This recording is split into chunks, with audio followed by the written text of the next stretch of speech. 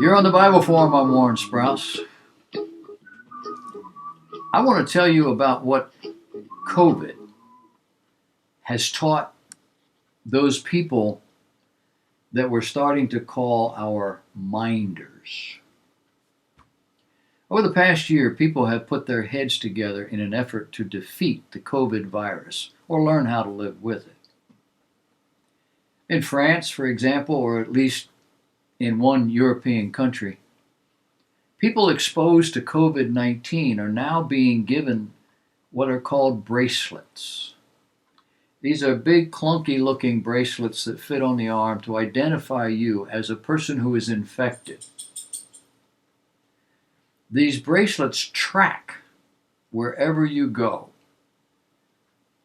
The information is sent to a computer that keeps track of the wearer 24/7. The rationale behind all this?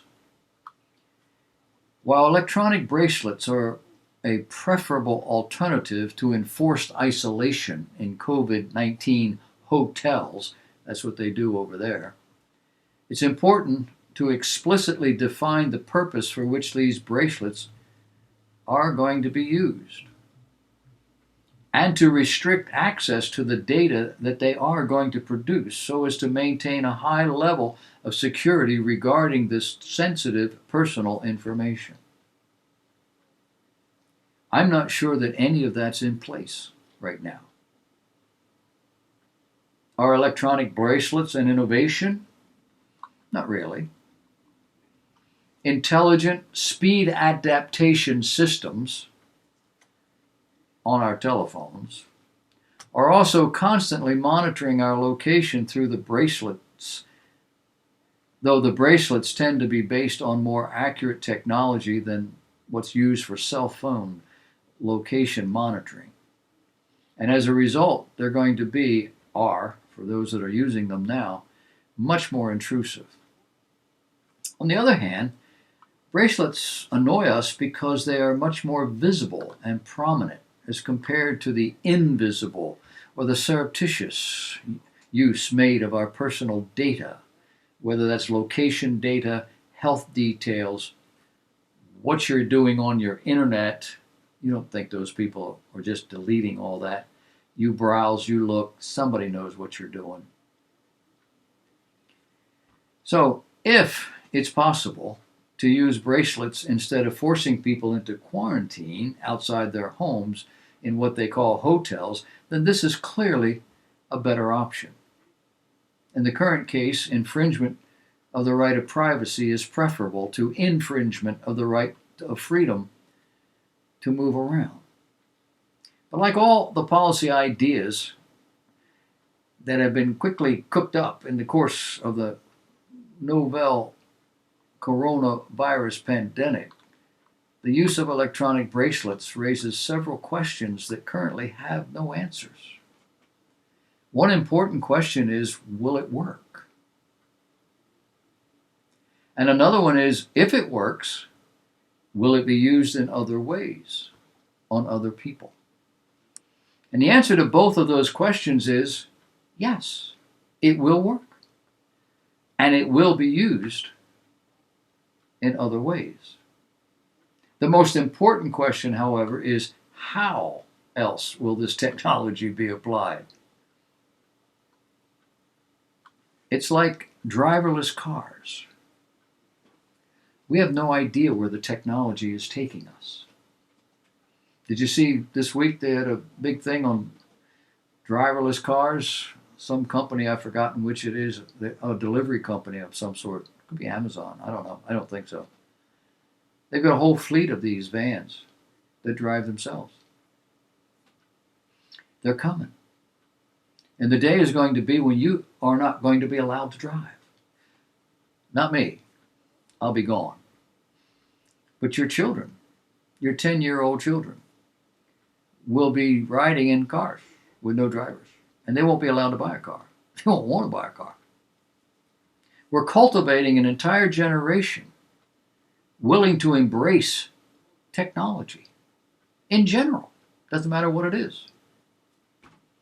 That same generation has little or no knowledge nor understanding of the various social programming policies of the past.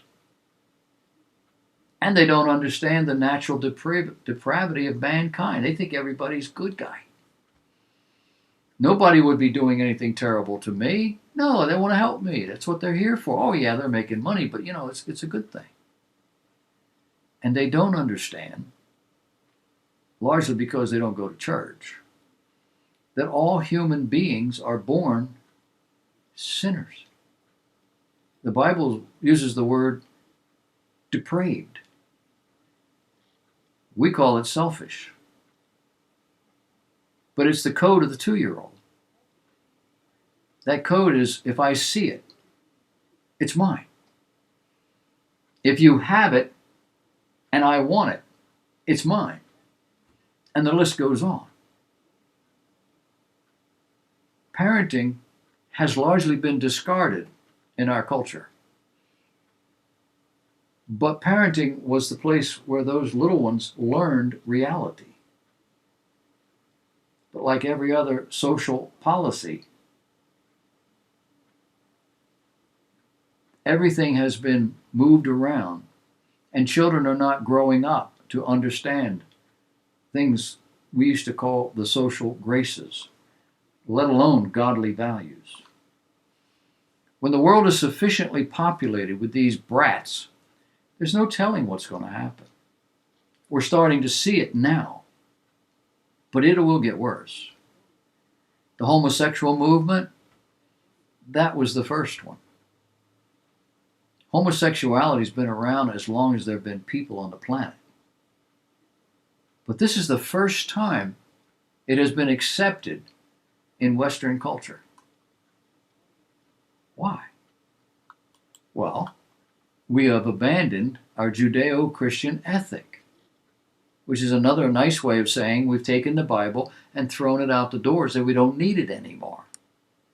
And 2 or 3 generations of that, and we have people who have no knowledge, no understanding. They don't know who we are, what we are, how it works, or anything, and they just want to do what they want to do, and if it feels good, they're going to do it. And we have some problems that we're now passing federal laws to allow a behavior that literally destroys the human body.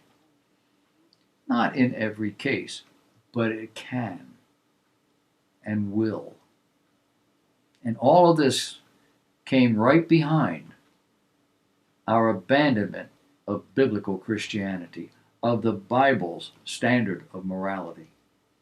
It began in earnest in the late 1950s and early 1960s. It happened because at that time we were abandoning the nuclear household, and along with it our Judeo-Christian ethic. How? Well, more specifically, the question is, in what way?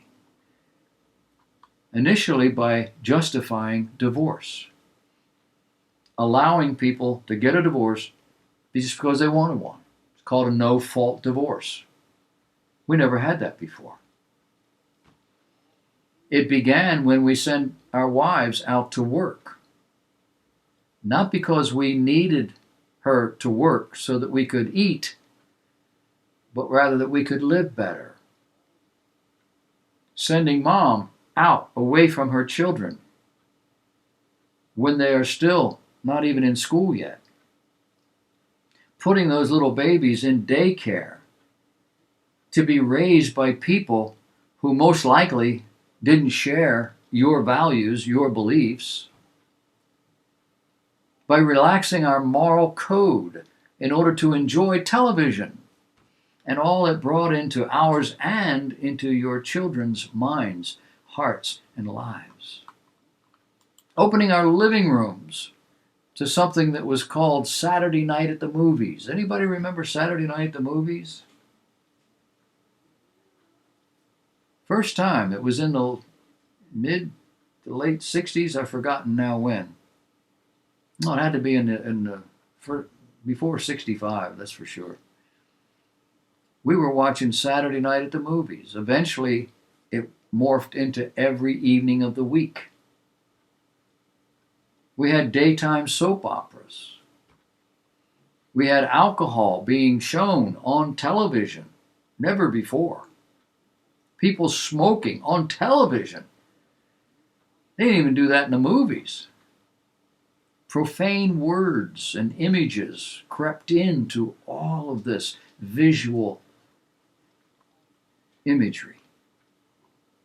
Children were being cared for by strangers, influencing them with their values, or at least not influencing them at all, as they simply watched them until mommy got home. It created a new social paradigm, new meaning not that of your family.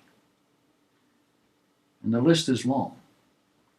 And it's much of the influence that has changed our culture. And that influence was subtle. And it took a couple of generations or three, but it worked. We now have a culture in this country that's divided by those who want to live decent and those who don't care about common decency. Our children are no longer shielded from the ungodly world influences and systems.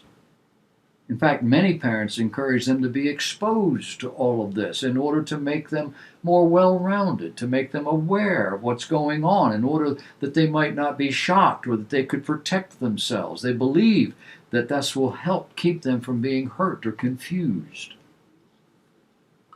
And in the process, what is it that we have built? We have built a culture with no foundation in decency. A culture with no foundation in godliness. And the minders of this world, they like it this way. It gives them power. And it gives them wealth. What does it give us? Those of us who know better, those of us who care. It gives us heartache, frustration, and increasingly, fear.